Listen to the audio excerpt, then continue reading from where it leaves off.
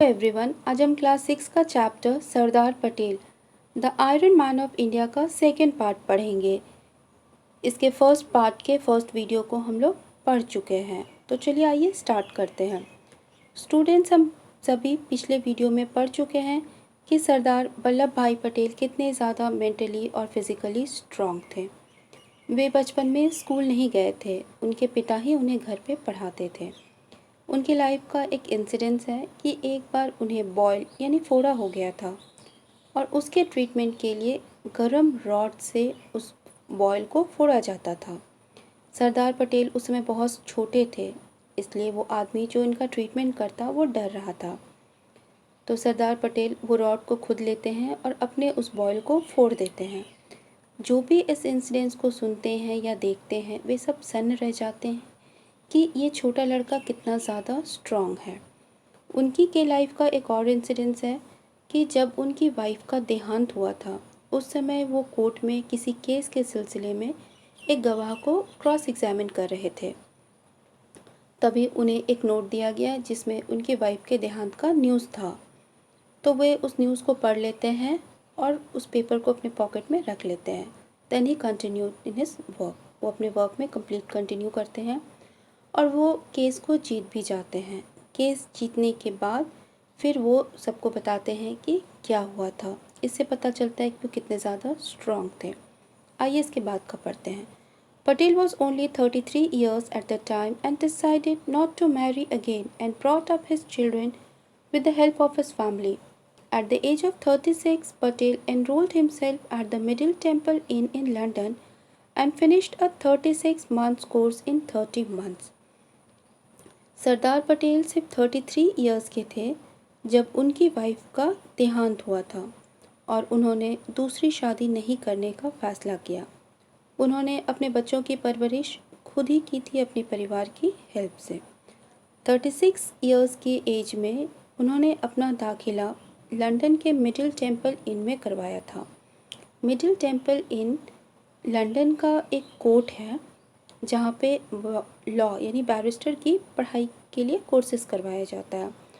तो यहाँ पे 36 मंथ्स का जो कोर्स था वो सिर्फ 30 मंथ्स में ही कंप्लीट कर लेते हैं। He again topped in his class, though he had never been to a college before.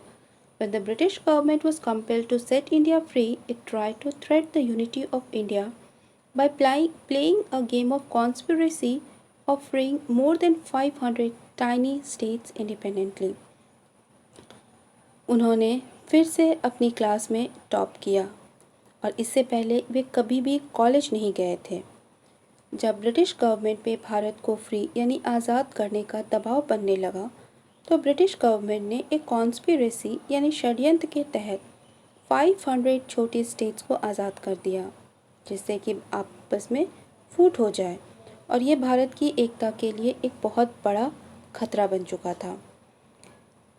But Sardar Patel understood their game, and when he was given the responsibility of unifying India, he started his plan. He used all the possible means, Sam, Dam, Dand, Bhed, which means by friendship, give and take, punishment, and divide and rule. लेकिन सरदार पटेल को उनका ये game समझ में आ गया था और जब फिर से भारत को एक करने की रिस्पॉन्सिबिलिटी उन्हें दी गई तब उन्होंने अपने प्लान को स्टार्ट कर दिया। उन्होंने हर संभव साधन, शाम, दाम, दंड, भेद मीन्स वो जो कुछ भी कर सकते थे वे करते हैं ताकि भारत की यूनिटी बरकरार रह सके, और वे सफल भी हो जाते हैं। Most of the kings of all the independent states joined the biggest democracy of the world. Patel said that power should be used to achieve goal, and if this power stops in achieving goal, then immediately this power should be left, which leads to wrong direction. ज़्यादातर independent states world के सबसे बड़े democracy यानी जनतंत्र के साथ हो गए। पटेल का कहना था कि हमें अपनी ताकत का प्रयोग अपने लक्ष्य को प्राप्त करने के लिए करना चाहिए, और अगर ये ताकत हमें अपने लक्ष्य को प्राप्त करने से रोकता है तो हमें उस ताकत को छोड़ देनी चाहिए, नहीं तो वो पावर हमें हमेशा गलत डायरेक्शन में ले जाएगी।